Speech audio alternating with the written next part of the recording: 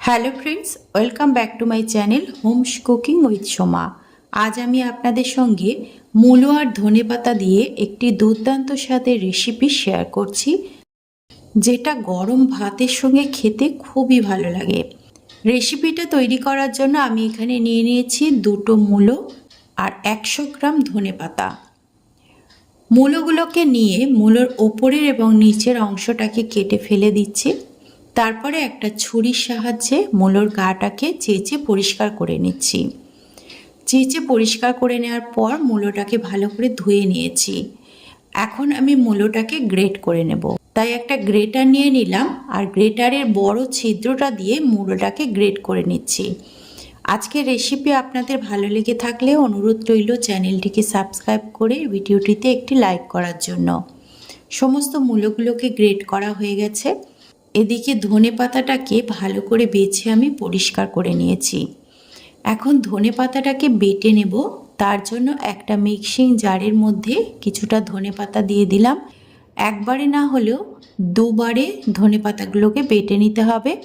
আর ধনেপাতার সঙ্গে দিয়ে দিচ্ছি 2টো কাঁচা লঙ্কা। ঝালটা আপনাদের পছন্দ অনুসারে দেবেন। ধনেপাতার কাঁচা লঙ্কাটার একটা মিহি পেস্ট তৈরি করে নিলাম।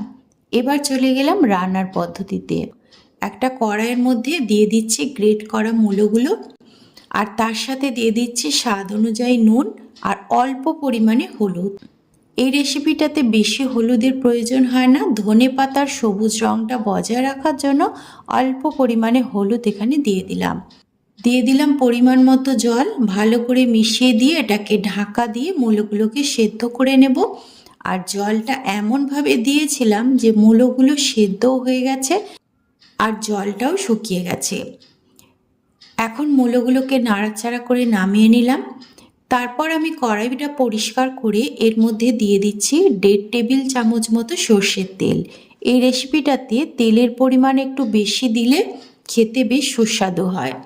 তেলটাকে বেশ ভালো করে গরম করে নিয়ে 2টো চেরা কাঁচা লঙ্কা দিয়ে দিলাম আর দিয়ে দিলাম 1/2 চামচ মতো কালো জিরে। এই কালো জিরেটা অবশ্যই ব্যবহার করতে হবে। ফোড়নগুলোকে ভেজে নেওয়ার পর এর মধ্যে দিয়ে দিচ্ছি সেদ্ধ করে রাখা মূলোটাকে দিয়ে নাড়াচাড়া করে বেশ ভালো করে ভাজা ভাজা করে নিতে হবে, যাতে মূলো ভাজার একটা সুন্দর গন্ধ বেরিয়ে আসে।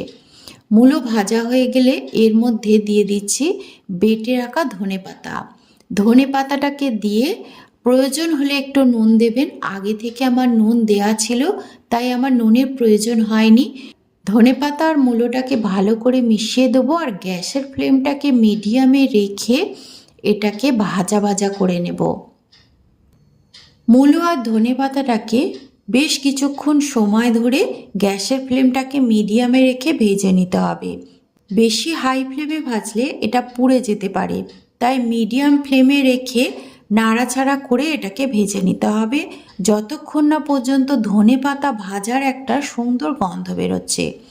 যখন জলটা শুকিয়ে যাবে মূলো আর ধনেপাতা ভাজার একটা সুন্দর গন্ধ বেরোবে আর কড়াই থেকে তেল বেরোতে আরম্ভ করবে, তখন বুঝতে হবে রেসিপিটা কমপ্লিট হয়ে গেছে। এইভাবে নামিয়ে নিয়ে গরম ভাতের সঙ্গে পরিবেশন করুন, দেখবেন বাড়ির সবাইয়ের ভালো লাগবে। আজ তাহলে এই পর্যন্তই, দেখা হবে পরবর্তী রেসিপিতে। ধন্যবাদ।